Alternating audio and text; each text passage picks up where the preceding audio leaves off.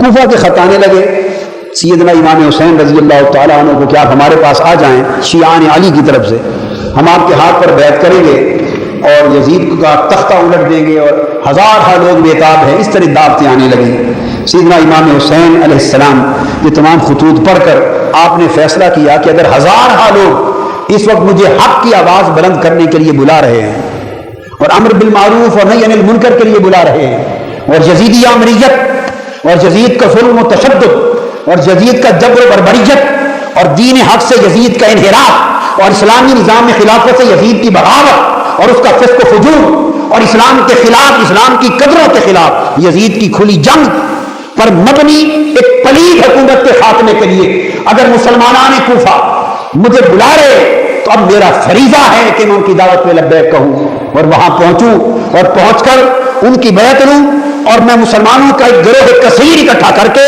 اس یزید کی پلید حکومت کا تختہ الٹ دوں اور اس دین حق کا جھنڈا بلند کر دوں اور اس خلافت راشدہ کے نظام کو پھر سے بحال کر دوں جو سیدنا صدیق اکبر، سیدنا فاروق اعظم، سیدنا عثمان غنی اور سیدنا مولا علی شیر خدا اور سیدنا امام حسن مجتبیٰ نے برقرار رکھا تھا، جو آقا علیہ السلام کے بعد تسلسل سے جاری تھا، اور اب اس کی حفاظت کی ذمہ داری خانوادہ اہل بیت رسول پر آ پڑی تھی۔ سو آپ نے فیصلہ کرنا شروع کیا اور فیصلہ بالآخر کر لیا کہ میں کوفہ پہنچوں اور جا کے اس بدبختی کے نظام کے خلاف ٹکر لوں۔ یہاں دین و سیاست کا ایک ہونا اور دین و سیاست کا جدا ہونا، دو فلسفے یہاں سے شروع ہوتے ہیں، دو فلسفے یہاں سے شروع ہوتے ہیں، اور آج امت مسلمہ کو بالعموم اور پاکستانی قوم کو بالخصوص لادین لوگوں کے تسلسل سے اقتدار پر رہنے کے باعث اور بین الاقوامی سطح پہ اسلام دشمنوں کے میڈیا پر مسلسل پروپیگنڈا کے باعث اور لادینی کلچر کے فروغ کے باعث آج پاکستانی قوم بنیادی طور پہ اس سیاسی فلسفے میں یزیدی فکر کی حامل ہو گئی، اس فکر کی یزیدی فکر کی حامل ہو گئی ہے۔ اب بات یہ ہے کہ یہ جو اب ایک نئے معرکے کی طرف ہم جا رہے ہیں اور ایک معرکہ یہ کربلا برپا ہونے کو جا رہا ہے اور دو طاقتیں آپس میں ٹکرانے کے جا رہی ہیں، اس کی بنیادی ریزن اور بنیادی سبب کیا ہے؟ کیا یزید نے کھلم کھلا اسلام کا انکار کر دیا تھا؟ بولیے نہیں۔ کیا یزید نے نمازیں بند کرا دی تھی؟ بولیے۔ اس نے نظام زکوٰۃ ختم کرا دیا تھا؟ کیا یزید نے زکوٰۃ اور عمرے بند کروا دیے تھے؟ بولیے۔ کیا یزید نے مسجدیں گروانا شروع کروا دی تھی؟ کیا تھا؟ کوئی ہندوستان کی حکومت بن گیا تھا یزید؟ نہیں، پاکستانی حکومت کی طرح ہی تھا۔ میری پاکستانی حکومت سے مراد کو موجودہ حکومت نہیں، ایمانداری کی بات ہے کہ 50 سال ہی اسی طرز کی حکومت کو بیتے، 50 سال یزیدی طرز کی حکومت ہی نہیں۔ میں جب پاکستانی حکومت کی بات کرتا ہوں تو وہ پورا نظام جو 50 سال سے اس پاک دھرتی پر پلید نظام مسلط ہے، پاک دھرتی پر پلید نظام مسلط، وہ نظام کیا ہے؟ اس میں بھی کوئی نماز روزے کا انکار ہے، تو حج اور عمرے معطل ہو گئے، سب حکمران کرنے عمرے جاتے ہیں، حج کرنے جاتے ہیں، ہر کوئی جاتا ہے۔ تو پھر پرابلم کیا تھا؟ جنگ کس بات کی تھی؟ امام حسین نے یزید کی بیعت کیوں نہ کر لی؟ بیعت کرنے کا مطلب یہ تھا کہ یزید کی حکومت کو تسلیم کر لینا۔ بیعت اس زمانے کا یاد رکھ لیں، اس زمانے کا ایک طریقہ تھا کسی کی حکومت تسلیم کرنے کا، اس زمانے کا طریقہ کیا تھا؟ بیعت۔ آج وہ بیعت طریقہ نہیں، آج اس کی بجائے ووٹ دیا جاتا ہے، آج ووٹ کی پرچی سے تسلیم کیا جاتا ہے، یا جب اعلان ہوتا ہے کسی کی حکومت کا تو آپ تسلیم کر لیتے ہیں زبان سے، بس کافی ہے، یعنی اس کے خلاف بغاوت نہیں کرتے، قبول کر لیتے ہیں اس کے قانون کو، اس کی حکومت کو، تو یہ بیعت ہو جاتی ہے۔ تو یہ اپنے اپنے دور کے طریقے ہیں۔ تو بیعت سے مراد یزید کی حکومت کو تسلیم کرنا اور بیعت نہ کرنے سے مراد یزید کی حکومت کو تسلیم نہ کرنا۔ جب یزید نے کہا میری بیعت کر لے تو مدعا یہ تھا کہ میری حکومت تسلیم کرنے کا اعلان کر دے۔ اب سوال یہ پیدا ہوتا ہے کہ امام حسین رضی اللہ تعالیٰ عنہ نے یزیدی حکومت کو تسلیم کیوں نہ فرمایا؟ ٹوٹی پھوٹی آج جیسے حکمرانوں کی طرح تو نمازیں وہ بھی پڑھ لیتا تھا۔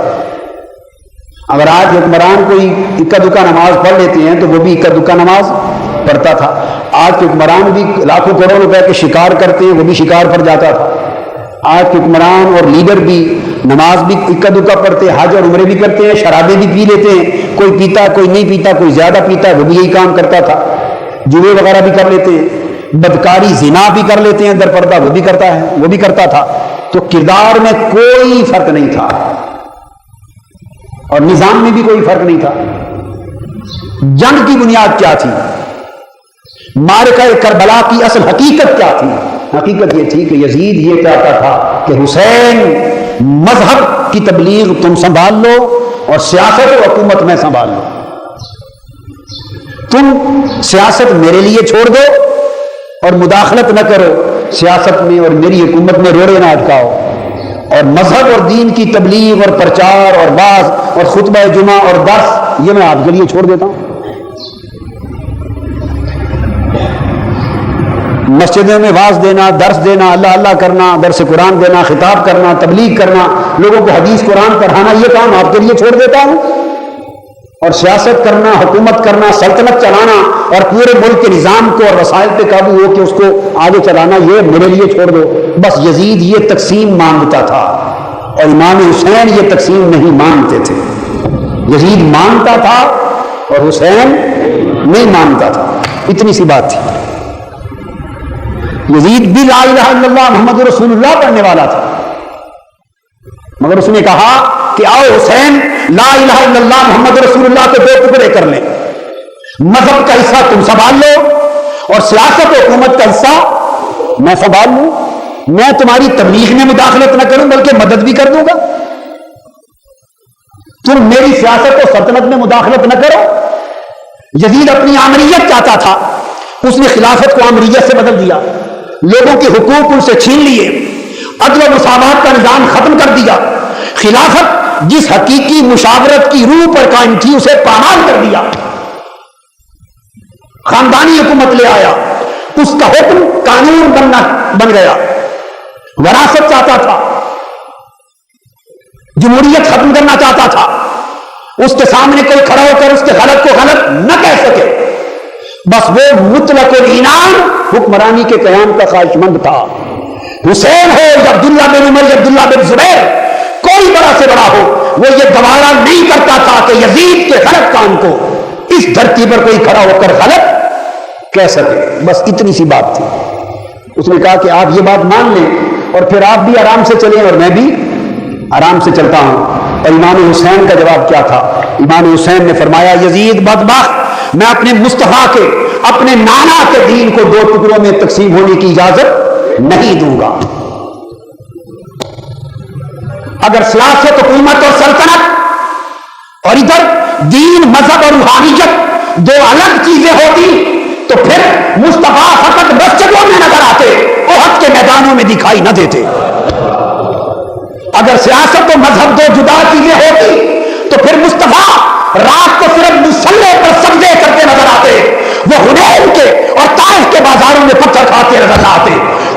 حسین کے نانا مصطفیٰ کے پتھر نہ لگتے، تاجدار کائنات کے چہرے پر نیزے نہ لگتے، آپ کے رخسار زخمی نہ ہوتے، آپ کا تن زخمی نہ ہوتا، بدر کے مارکے نہ ہوتے، احد کے مارکے نہ ہوتے، خندق کے مارکے نہ ہوتے، حنین کے مارکے نہ ہوتے، مکہ سے ہجرت نہ ہوتی، مدینہ سے پلٹ کر مکہ فتح نہ ہوتا، خلافت نہ بنتی، مصطفیٰ دستور نہ دیتے، مدینہ سلطنت نہ بنتی اور مصطفیٰ سلطنت کے حکمران نہ بنتے.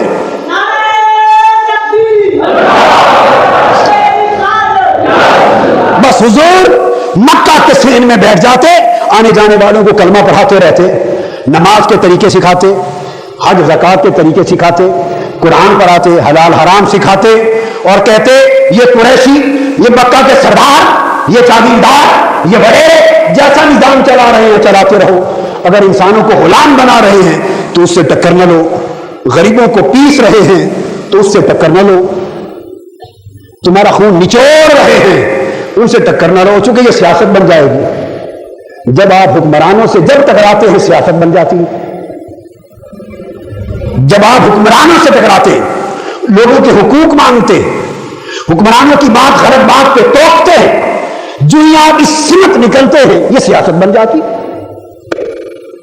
اگر یہ سیاست دین سے جدا ہوتی تو مصطفیٰ علیہ السلام کی ذات پاک اس سے جدا رہتے.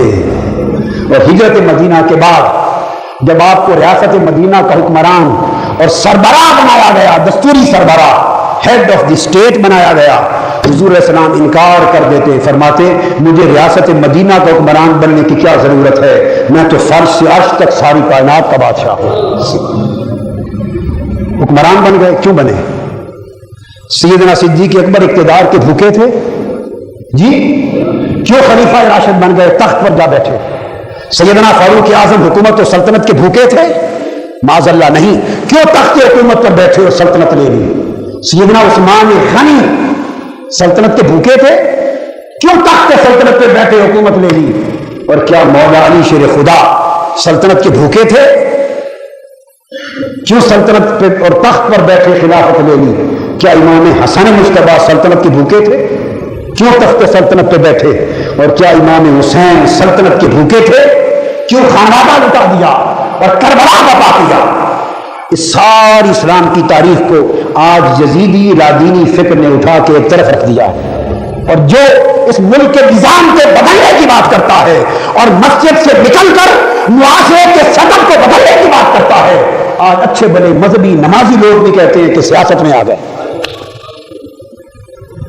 سیاست میں آ گئے۔ انا للہ و انا الیہ راجعون۔ کون سا زمانہ آ گیا؟